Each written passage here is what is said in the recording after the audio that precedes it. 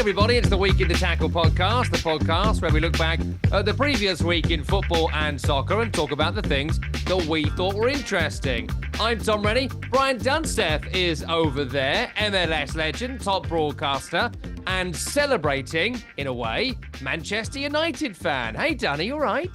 I'm good, Rennie. I'm good. I did not enjoy your Instagram banter because... You didn't? Well, I did. That's a lie. I enjoyed responding to your Instagram banter. I realized that the messages that you send me on WhatsApp during West Ham games are not meant to be reproduced here live on Week in the Tackle. No, they're not. That being said, what I would like to remind you of was how unhappy you were in that first 45 minutes and how the tables turned in that second 45 minutes. And we can get into the nuance of the conversation, but most importantly, I'm proud of you. I'm proud of you, young chap. Thanks, bud. Why? Because you got in front of your guy, Lopetegui, and you asked him a question face to face. And I thought it was a smart question. It was a good question. It was a really intelligent answer. And I think I saw something in your eyes, or at least I imagined something in your eyes when you were talking to Lopetegui, because he actually liked your question. Do you know what, though? You know why he liked my question? And you know why? Because it was a real question? Because it was an actual question. Like, the best people who do post-match, right? I don't do much post-match. I'd be quite good at it, I think. Because people say, like, oh, what about this controversial moment in the game? Tell us about the penalty. What's your thought on the penalty decision? Should that penalty have been given? What do you think about Howard Webb? Should Howard Webb be sacked? Whereas he's so into the game that's just happened. I thought, you clearly changed this game at half-time with the changes you made. Tell me what you identified. Tell me why you changed it, and tell me what you thought worked. That's the question that I'm interested in, but apparently no one else cares about that. They care about, like, does it annoy you that Michael Oliver is a Newcastle fan and he was the VAR and stuff like that? Just annoying. But I did. So we had some good correspondence, didn't we, during the game? I was impressed. Because it's worth noting, right? So Erik has been sacked today as we record the program. I was live on Sirius XM FC when it happened, which I always enjoy because we get to do live calls with people and we get to throw the rundown out the window. And in truth, I've not read it anyway, so that helps me quite a lot. And you can just say, here's the big news. Tell us what you think. They're always fun shows. I've got to tell you, though, Dunny, so I'm in the press conference yesterday. I thought Manchester United were actually pretty good. And with all the caveats going into the game of they've played 2 games since West Ham last played. One was the game against Brentford last week in the Premier League, which is a tough game. Brentford are a very good team. One was in Turkey against Fenerbahce on the Thursday, which in the end, I think that'll prove to be a decent result in the group. And they go to West Ham. And in that first half, West Ham were crap. That's not really the story now. Man United were real good. The Fernandes chance, the Garnacho chance, the Dalot open goal, the Casemiro header. And that's just what I can think of off the top of my head. I'm sure there's more, but there's 4, at least, gilt-edged chances that should all go in. Second half, West Ham make the right changes. They get better. But even then, Ten Hag makes the right change to bring on Xerxes, which sets up the goal. He brings on the second striker. They're still in the game. It's a very even game by the end. They then get the worst decision. I want to have some fun with it, but it's such a bad decision, that penalty, in so many ways, because I actually think if it's given as a penalty on the field, it's not overturned because they come together, and you can justify that De Ligt goes in for a tackle and misses it. I think you could also justify Danny Ings handballs it, and also that he's running into him. But if you've given it, you've given it. To then wait a minute and then overturn it, that's mind-blowing to me that they went through that process. And then Thank you, Michael Oliver. Yeah, so, I mean, Newcastle fan, I hear. Apparently there's a rivalry there. Was it 1995? What are you talking about? Anyway, but that's how he goes down. And, like, in the post-match, he was going through it all saying, I don't know, like, I feel like we got most things right today after a kind of tough week. And there's loads of times you and I have been together in the couple of years we've done this show, and I think there's a pretty strong justification that he should get the sack. But in this instance, I'm not sure there is. What's happened here? Why does it happen right now? Yeah, well, first and foremost, I believe that the conversations behind the scenes, and as we are recording as of right now, Ruben Amorim, the Portuguese manager of Sporting Lisbon, is heavily being linked with Manchester United's vacancy right now. His buyout has reported to be 10 million, 8 million, 16 million. But the reality is right now, he is in a great run of form. I think they've got 30 goals scored, just 2 conceded in the Portuguese league. In Europe last year, he's played against both Tottenham and Arsenal. He's considered one of the hot, young, dynamic managers coming through the system. And one would think through intermediaries, there's been significant contact. And this is the conversation, the structure: Omar Barada, Dan Ashworth, Jason Wilcox, blah, blah, blah, blah. All those that should never be named in the headlines are getting name checked right now. But if this is the ruthless efficiency in which Manchester United has sacked Erik ten Hag and within 48 hours are going to name a manager like Ruben Amorim the new manager of Manchester United, then I gotta applaud him. I got to applaud him, because as of right now, the interim is going to be Ruud van Nistelrooy, and you still have given yourself not just enough time heading into that November window, but you've given a manager enough time to start betting in and then work through an international window. So this is a really strong stroke of efficiency. To the point about Erik ten Hag, listen, it's a front-facing position that needs to be, you have to motivate not only your players, but you have to be inspirational to a fan base. And I think you kind of had the same conversation over and over and over with regards to what this looks like in a post-match interview. I wanted to read this. This was a text I got from a buddy. You know what's coming in this presser. I presume it's going to say, we have to have patience. This is a young team. We're dealing with injuries. West Ham has shown they're a top team in Europe the last couple of years. Yes, it's a bull penalty kick call. Sorry, Tim. The team showed a lot of fight, and we had a lot of good chances. We're all good. We're going to be working hard. The problem is, it's all true, isn't it? Every bit of it. Yeah. It's all true. It's all true. Yeah. The problem in this is, what was that voice? What was that? I don't know, but it works. Brand new. Brand new. What you just did there. Yeah. I think it works. Manchester United currently in 14th position in the Premier League. 3 wins, 4 losses, 2 draws, 8 goals scored. That's less than a goal a game. 11 goals conceded on 11 points.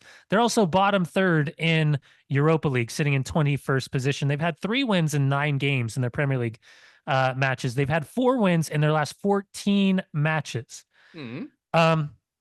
So, listen, press conferences, past success, the presence in only the Premier League, the presence in Europe, the fact that you felt like it was stale, that everything being verbalized not only did not match the eyeball test, the verbalization of what you were seeing wasn't aligning with what we were seeing as fans.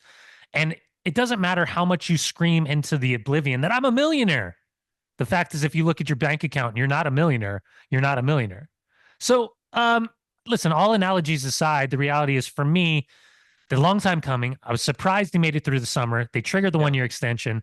In my mind, they were trying to solidify the backroom stuff before and then give him what he needed to succeed, knowing that he'd gone through the turbulence of the transition of Woodward and Richie Arnold and all of those people into what it looks like now. But I think I wrote it down. Leadership gave him the tools to succeed, but the expectations was that you are going to see, at a bare minimum, an implementation of strategic success. And that's something, as of right now, we're days away from November 1st. The team is what it is. So I'm not surprised. And by the way, when you get in the summer $205 million to spend, and the players that you have literally handpicked and worked with before, and you're not getting anything out of these players, listen, you know Garnacho is going to be the most exciting player on the field. You know that Onana's playing out of his mind right now. And outside of that, you're shrugging your shoulders trying to figure out who else is. He left Ugarte on the bench after playing Ugarte, midweek, and then talking about the structural importance of players when you bench Casemiro for the FA Cup final and then you bring him back in for a game against West Ham. It just didn't make sense. And I think with the clouds hovering, when everything is going wrong, you know it. And I think West Ham was another microcosm of everything that wasn't going right for Erik ten Hag and Manchester United. So I suppose. Oh, by the way, I owe you something. You do. I mean, before we go any further, I'm a man who tells my truths. We're We going to made a read bet. some of the text as well, but we did make a bet that somebody would be doing a. What are you dabbing? Are you shotting? How are you going to be taking this So hot sauce? this is the last dab, hot ones, triple X. So this is This what they is take at the end of the show. 2 million plus Scoville. And I owe you this. I owe you this. I'm a man of my bets. I'm a man of my words. So let me this is gonna suck. It's deeply troubling. That's a huge. Don't do that much. Don't do that much. That's too much. That's too much. That's too much, buddy. Why would you have done that? That just. We've still got like 40 minutes to go. 30 minutes. I'm a man of my Oh, it's starting. I'm a man of my word. I'm ready. Wow. What did you put that on? What did you put that on? Was that just a full to the cup of it? A little chicken wing. Oh, it's on Yeah. a chicken wing. Okay. Yeah. To absorb a little bit. Yeah. Do you need to get like a whole bottle of lime juice like Gordon Ramsay or something to survive? Just 2 million. How's that? Nothing for you. That's so much. That's more hot sauce than I've had in my lifetime, I would say. Ugh. That one's on the back of the throat. Yeah. Feeling okay? Now it's getting hot. How's your sweat? I'll be sweating. Yep. What? Coming. Is that mate? You okay? Shall I do some padding? Man of my I'll word. do some padding. I'll do Man some of my padding. word. You are. Well, we'll see if you can get through the next half hour. We'll keep our fingers crossed for it. I'm not doing it back in the return fixture when you've got Ruben Amorim in charge. The rest of us I probably shouldn't have done that second one. That one's hitting me pretty good. Yeah. The rest of us are really going to miss Erik ten Hag in the same way you're going to miss taste buds. It's nice. It's nice. I mean, I wanted to ask you, A, if you're feeling okay, B, if you have an ice cream nearby, but C, the summer makes no sense now, does it? Because your point is absolutely valid that if they've got Amorim lined up, who during the summer back end of last season, there was the flirtation with West Ham, the links with Liverpool, and in the end, he decided to stay at Sporting Lisbon. If they've been speaking, which I'm sure they have, for, let's say a month, right? Let's just say a month for argument's sake. Maybe more, maybe less, but seriously, for about a month. That means that you're only, if it's 13 weeks from the extension, that means it'll be 9 weeks on from when they hawked around the summer, couldn't get somebody in, and decided to keep Erik ten Hag. But they didn't just do Getting that. hot over here, ready.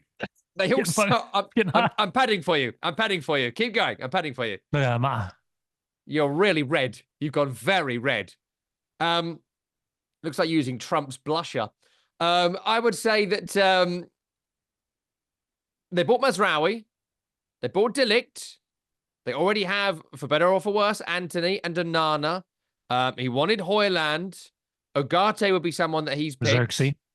Xerxes would be a personal pick. That's 7 or 8 of the starting 11 or the first 16 that he has personally picked. And if they've done all that and spent £500 million on those players as you sweat through your eye sockets. I'm crying right now. Sweat through my eyeballs. You were so ballsy when you took that second chicken wing. And it's now really stupid. You look like a dug up body. It's good. It's a good look for you. Someone get some tissue. Nurse, bandage him. No, just the tongue. Doesn't this reflect badly on the ownership, Brexit Jim and the crew? That because now they've got to start again, right? There's no way Amorim is going to be like, oh, Amorim does not want Matthias de Ligt, right? Well, that's a personal pick. No, I'll go in an opposite direction. I think Amorim's going to walk into a more talented squad than what he's working with right now. So how does he then find the unique dynamic of working with this group and making them better? And I think that right now is going to be his biggest challenge. And my God, my mouth is on fire. Look, I'm just dripping. I'm crying right now. This is really hot. That second wing was really stupid. Do you want me to go back to padding while you recover? No, I got really cocky. Now I have to really think about... The second wing was such an error. That was like spending £200 million in the summer on someone you're about to sack. That's the kind of mistake that was. Well, I also think the thing to remind myself as I've got my news and notes, Lindelof. You're dripping 25. On them. Stop dripping on them. Lindelof, Christian Eriksen, Harry Maguire, right? To 2025 in that capacity. Still dealing with Sancho. Casemiro still got another year and a half on the deal. Anthony, Shaw, Bruno, and then all the new deals for the incoming players. There's still an evolution of this roster. And I think that's the important thing to remember is that while he's going to come in, yes, he'll still want to put his touch points on incoming players. And he'll have an idea really quickly of what he has, what he doesn't have. But I think now what we've been asking for is what manager could do something different with this roster.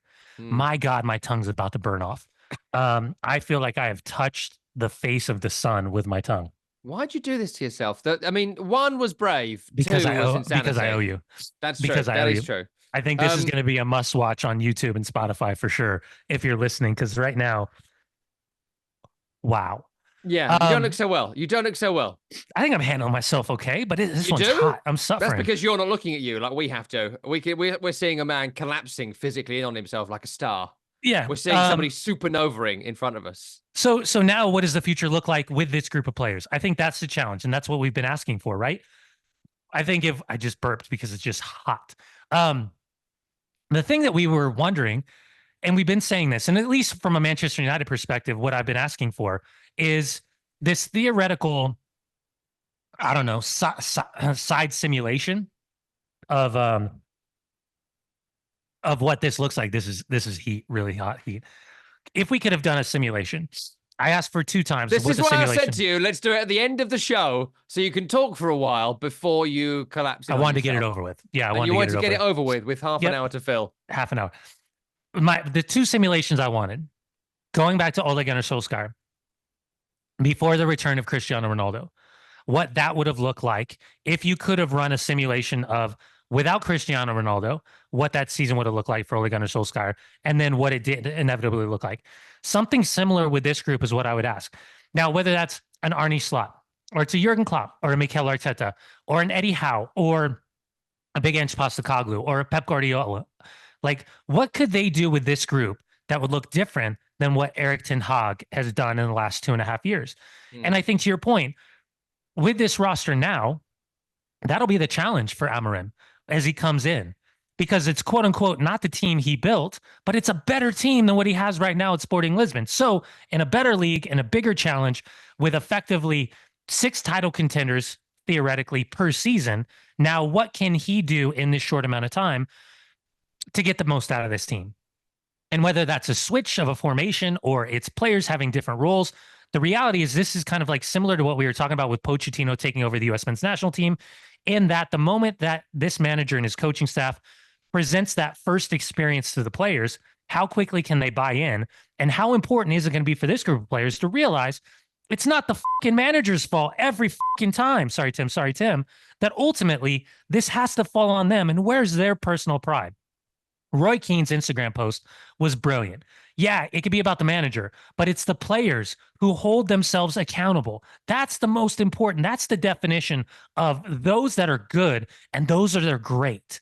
So that's the challenge, right? The culpability is on the players. Ten Hag is the player that gets, or is the manager that gets the sack. But ultimately, there's still responsibility in this group. And they have to look themselves in the mirror and realize that this isn't good enough.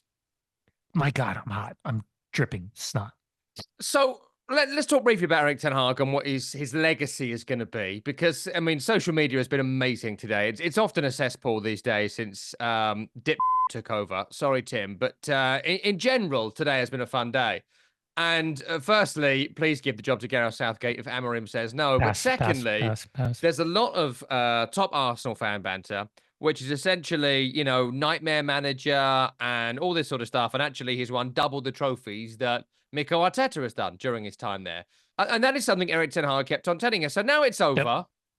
Is there a sense of gratitude, or is there a sense of, like, would he be welcome back? Like, what has the Erik ten Hag tenure been in the ongoing search for getting back to where Alex Ferguson had Manchester United, if that's even possible? Yeah. I think my ears are ringing. I think for me, it's what I said on the show today on SiriusXM, is I'm not sure how we're going to look back on the time frame of Erik ten Hag. I think in some way, there's going to be people that use it as a joking reference point, like they did with Ralph Ragnick and the open heart surgery. But that's disrespectful, right? Because the manager won 2 trophies. And even though they were not Premier League trophies, there's still 2 trophies. To your point about the reference point to Mikel Arteta. But if you anybody with common sense would say, hold on a second. Erik ten Hag is nowhere close to the manager that Mikel Arteta has been at Arsenal. The counterpoint to that is he's had 3 more years than Erik ten Hag, but still, you can see the growth. And that's where you stop seeing the incremental growth. Mm. You saw a team that was, it's weird, like after about 30 seconds, my tongue starts heating up again. What again, I'm sympathetic to the idea that, well, there were like 3 or 4 moments where I couldn't figure out how I felt about Erik ten Hag. So when he comes in, he takes over. Obviously, he's got a bandwidth issue when it comes to Cristiano Ronaldo, and there's a power struggle of who's the most important guy in the room. And is it one person's more important than the collective, or is the collective more important than the one person? He ends up somehow navigating himself out of that. Which was the right thing, I think. In conjunction with a poorly timed interview. Yeah, in conjunction with a poorly timed interview. And he goes off to Saudi Arabia, so there's less speculation, there's less focus, and there's less immediacy with dealing with that fallout. And he was at his end at that level. But then like little things start to happen. And when you feel like you're going in the right direction and that first year ends, you're like, wow, okay, pretty good. And then all of a sudden, Jadon Sancho. And then all of a sudden, results aren't looking well. And then all of a sudden, tons of injuries. And you're trying to put your finger on a touch point that's explaining what's happening. But at the same time, again, being a front-facing position, you felt as though there was a lack of inspiration. It was more of like, it was black and white without the nuance. And I think this is what I keep trying to say in today's world. You know, the manager isn't just the manager of the players. The manager is the manager of the football club. And by essence, the inspirational leader of a fan base from around the world, not just that specific neighborhood, that now these fans want to believe in you. And sometimes, you know, you get into these social concepts of leadership, and whether you agree with people or not, but there's like a fine line that, you know, people know where not to cross. But ultimately, you feel like the leaders that express themselves the best, right? That are representing your club, that you find yourself like, that's my coach, that's my guy. This is why I love this club. And you started, that was kind of chipping away, and it was chipping away faster and faster. And then when you had kind of you had the similar type of performances with the similar type of post-game interviews, it felt like rinse and repeat constantly. And so I started feeling like, and I didn't ever want this to happen, but just kind of like, God, it's almost like the inevitable. Like, wouldn't it just be better if you rattle off 4 or 5 bad results and just get this done? And I feel like I'm not the only one that felt that way. And so, you know, these Band-Aid moments where you feel like there's a couple of decent games, you're like, oh, well, this is just putting off the inevitable. And that's where I never wanted to feel. So listen, he got a contract extension this summer.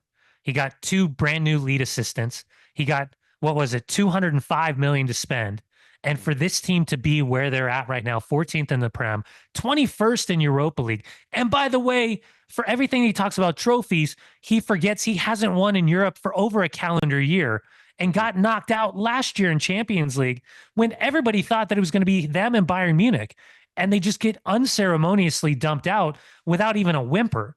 Yeah, I respect him. Oh, and the biggest data point for me, sorry, I totally spaced this because I was thinking about icing my tongue, is when he was asked, I believe by Jaap Stam, why Manchester United wasn't playing the style of football that he was recruited to manage Manchester United for at Ajax. And he said something to the effect of he didn't have the players. You spent $650 million. Sorry, Tim. What are we talking about? Like, that's gross mismanagement of spending money and bringing in players. You brought in your guys, and you're saying you can't play that style. And when we see guys like Arne Slot come in and take over for this monumental type presence in Jurgen Klopp and pick up and add nuance to the start of his 13-game reign and be close to the top of the Premier League table, that for me feels like someone's pissing on my leg and telling me it's raining. It doesn't make sense. So again, respect to what he's done. Without a shadow of a doubt, he'll be a big manager somewhere. But I have a tough time seeing him being a manager in the Premier League anytime soon. I think he's going to have to rebuild what it was at Ajax to then have another chance at the theoretical top six club in England. I mean, the only additional bit on that from me is that I think you're absolutely right with all of it. But I think that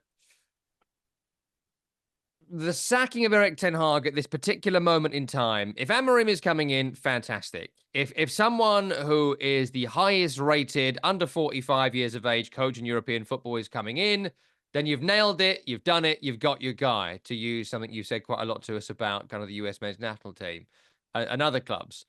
But the issue for me is that these players that you've talked about, oh, a new manager coming in might get something else out of them. And again, that's right. But these players have really, really underperformed. Yeah. And you've only got to look at this game on Sunday when you look at the Dallo open goal miss. I'm telling you, that's unacceptable. That really is an unacceptable thing for a professional to do.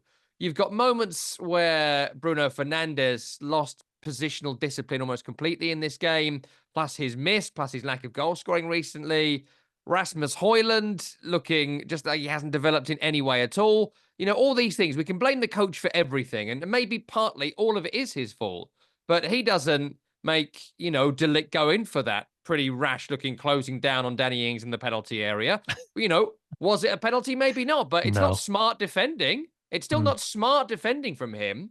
You know, he doesn't, all the mistakes that have been made by Andre Onana over the last couple of years. Yes, he picked him, but there's been so many individual errors. Are we not, to a degree, overselling these players and kind of letting them off the hook? There's a great, I want to mention it. I mentioned it on the show today, but I was chatting to someone I know who played for West Ham, right? In the glory days of West Ham, like 20 years ago, whatever, 15 years ago. And I was like, oh, why'd you sign for West Ham? And he was like, if I'm honest with you, if you go to West Ham, you get bloody good wages and they expect nothing from you. You'll be living in London. You ain't got the pressure of Arsenal winning the league. You ain't got the pressure of Tottenham trying to be Arsenal. You ain't got the pressure of Chelsea trying to win the Champions League, but you're going to get top money, better money than Palace or Brentford in London, better money than Norwich or whatever, right? Clubs around the country that are in mid-table, better than Everton. And so you go there, you sign a 5-year contract, you're on 70 grand a week, and you have a few bad games, you win a couple of games, it's all going to be fine. And it's almost like Manchester United have become that. The wages some of these guys are on are wild. Not just wild in an era where, you know, there's not just the top 1% now, there's a top 0.1%, right? There's an unbelievable amount of money going to the pockets of blinding the average players. It's why Maguire never went to West Ham or went again this summer. It's why Marcus Rashford, though most people might have sold him by now, they can only try and potentially farm him off to Paris Saint-Germain, who don't want to pay that money. Beyond that, there's no one in world football who could afford to pay his wages. On and on and on. It's why David De Gea hung on for so long, because the wages were so good. And you can bet your ass it's nothing like that at Fiorentina. But Did you see his text or his tweet? Do you see his? And Jadon Sancho as well has been on the social about it. So like my final point is, like, how much of the players let Ten Hag down? And will it just be as simple as, if it's Amorim and it goes well, it will improve? Or will there be one or two players here that suddenly realized, oh, my free payday, my easy life is over? Well, I think that's the part of, right, having the technical director and the sporting director and Dan Ashworth and Jason Wilcox inside the building. You know, two guys that have experience at a really high level, two guys that are coming from clubs where they've been heavily recruited and had a ton of experience. And with Darren Fletcher as well being a part of the first team, there's going to be some really honest conversations. And those type of guys know, right? The one thing that we're not privy to is the locker room. We're not privy to the training room. We're not privy to the activation and the strength and conditioning rooms. We're not privy to, you know, the rondo sessions or the body language. We also don't know like who the Eeyores are in the group. Like, I can't tell you the guys that put themselves out on social media, I'm always kind of a little suspect of. today's a big day of like, oh, we love our time together, coach. Like, you're the best. Thank you for the opportunities. And then all we do is like, ooh, I wonder who didn't tweet anything, Yeah, who you're didn't right. Instagram. Oh, look at what De Gea did. Look at what Sancho did. They hate that guy. Like Cristiano Ronaldo, can't wait for him to pop off. Like now it's like the backstabbing. The Canaries are going to be singing. The coal mine's on fire right now. Don't worry about it. Canary, people are going to be, we'll have athletic articles up to yin yang telling us what's going to happen or what's been happening. Just now, people have the opportunity to tell the truth because they don't have to face Ten Hag in the post match pressers or in the build up to games. Yeah, but to your point, it's going to be up to Ashworth and Wilcox to figure out how to sniff out what's wrong inside of that locker room, while, by the way, maintaining the value of all of these players so they can get out from underneath them. Because the dirty little secret in all of this, and it doesn't matter what league you're talking about, is when you realize that you've made mistakes on players and you realize that these guys aren't the guys that you thought they were. And sometimes it has nothing to do with performance. It has to do with the humanity side, the who they are in real life. When you got a couple bad eggs that you've figured out, you still have to keep the mirage of how great they are because you got to move them on. Yeah. You got to get them out.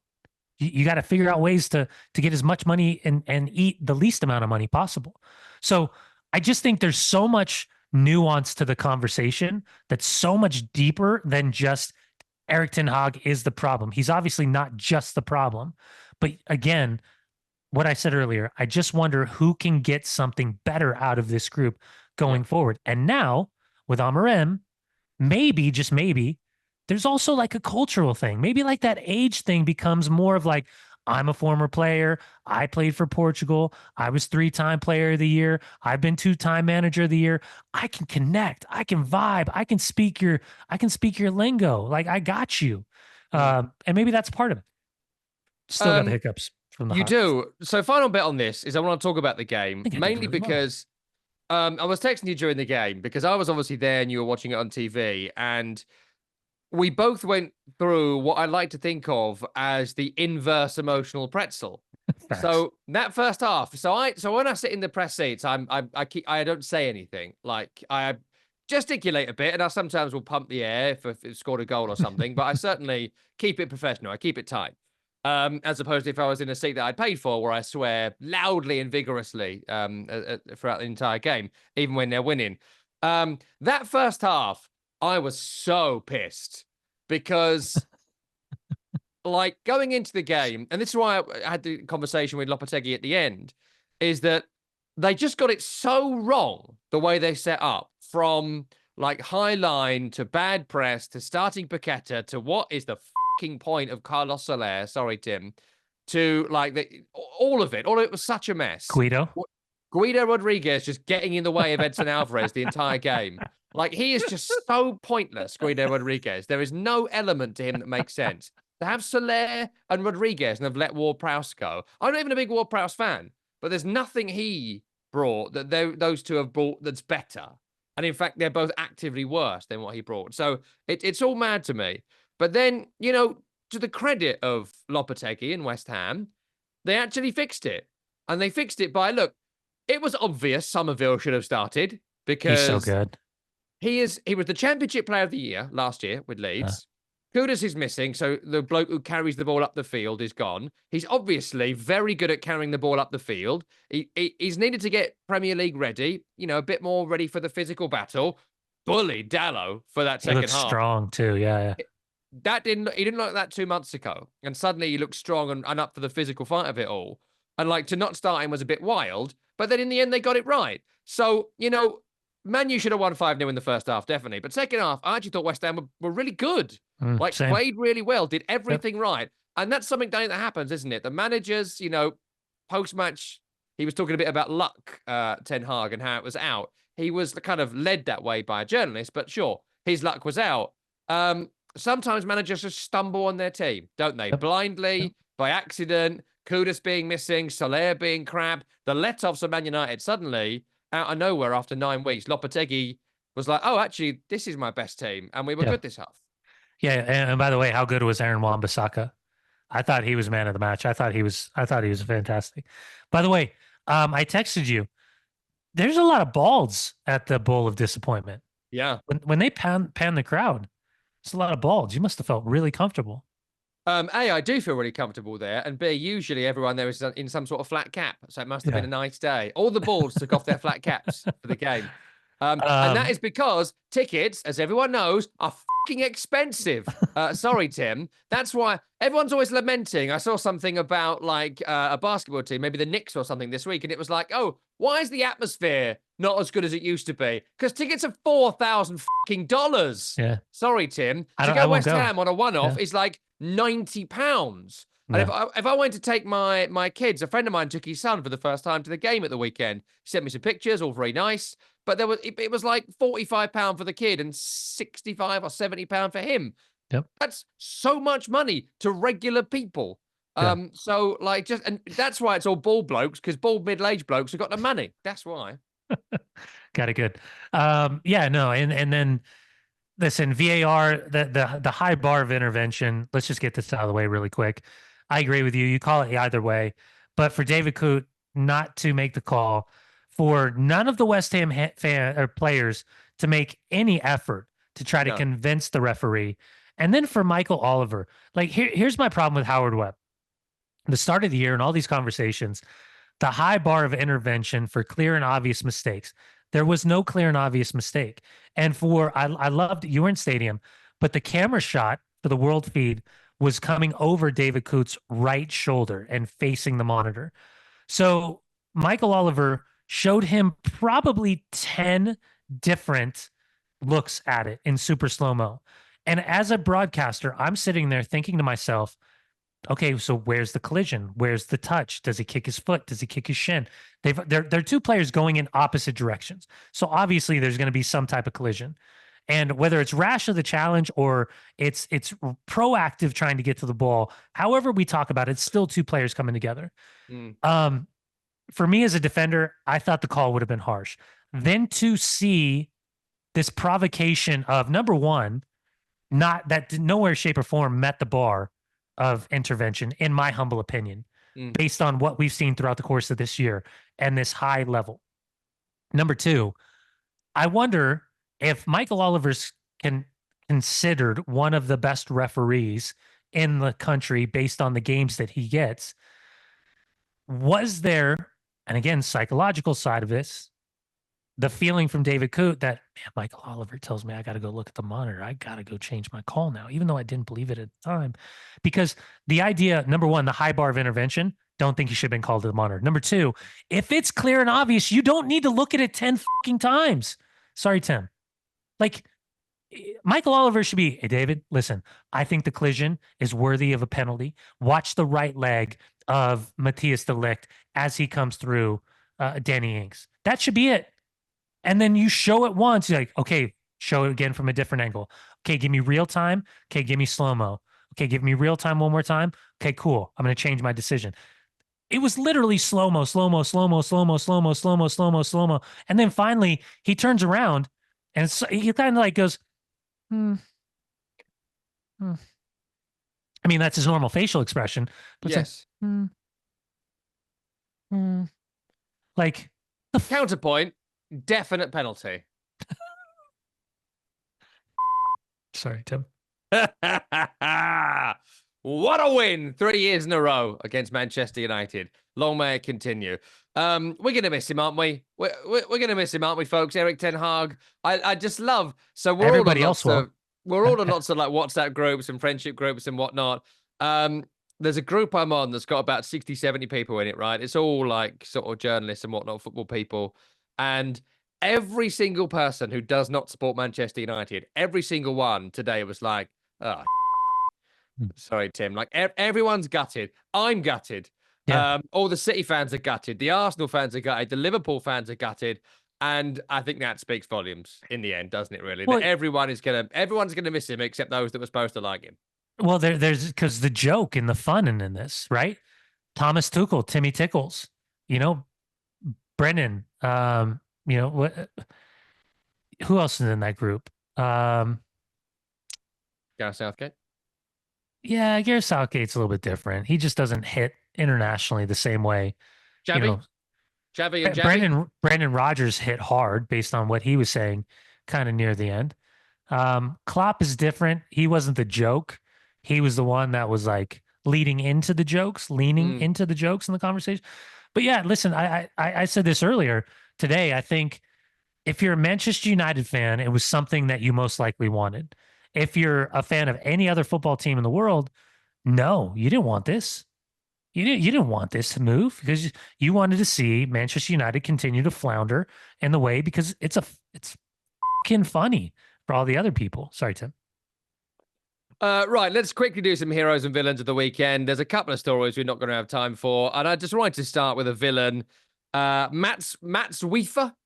Matt's Weaver of Brighton Hove Albion. I don't know if you've seen much of Matt's Weaver, but Brighton were playing Wolverhampton Wanderers this weekend.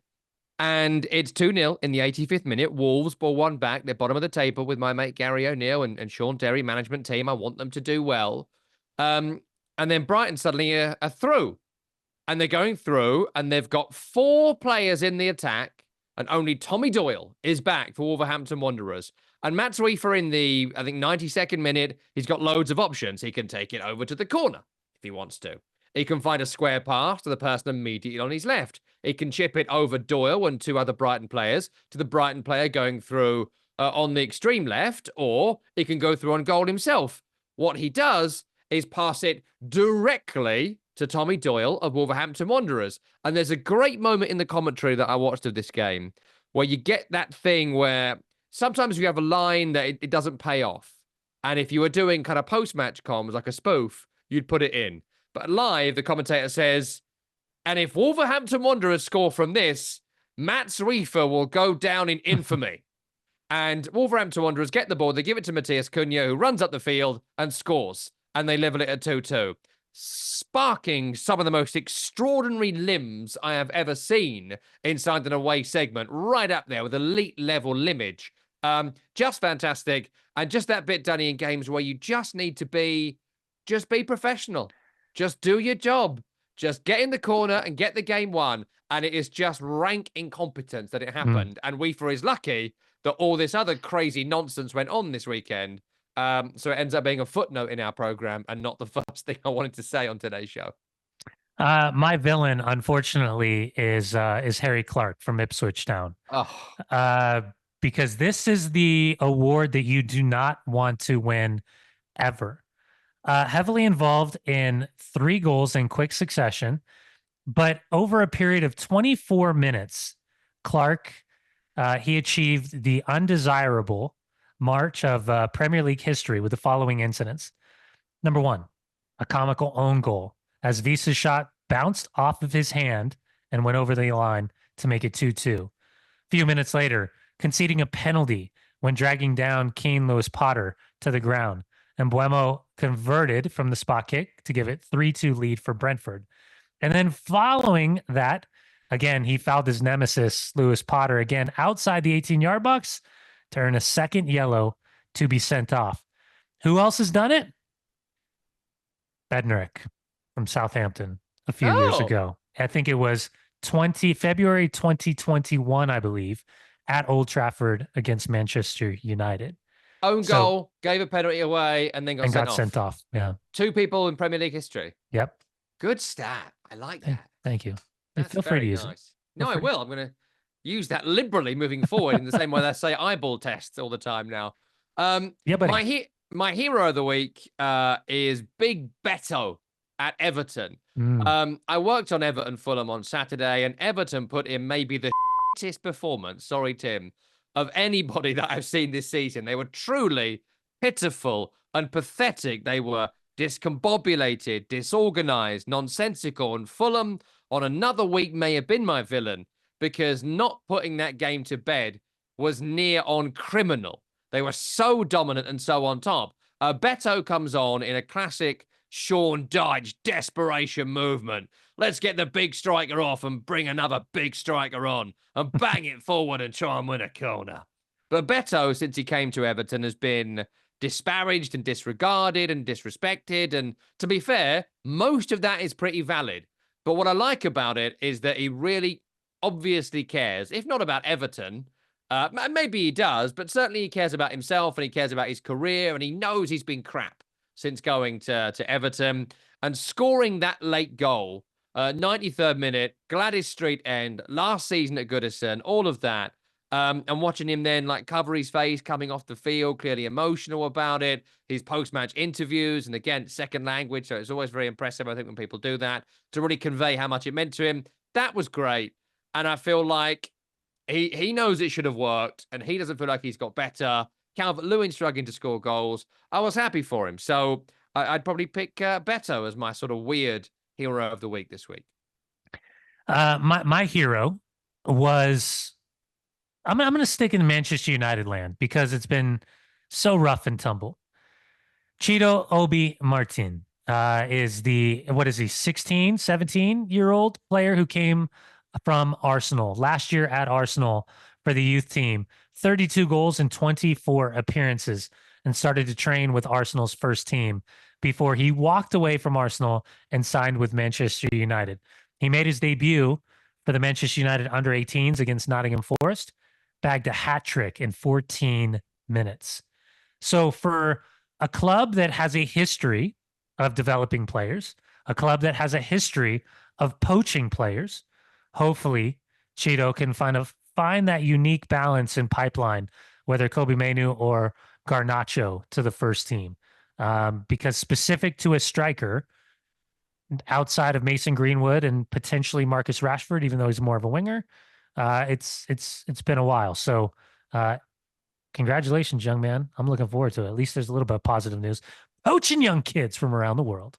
Look at you putting a positive spin on this absolute crap storm for Manchester United right at the end of the program. Do you want to do a quick dab at the end just to wrap it up? You want to do another dab? Third dab? I made a horrible mistake with that second one. You did. The second one was horrible mistake. The second one was so ballsy. It was such a ballsy error. And we enjoyed it. That's what they call me. Thank you. Dunny Ballsy. Ballsy Dunny. I thought you were going to say error. Dunny the error. Dunny the mistake. Well, my nickname is a in Australia. Sorry, Tim.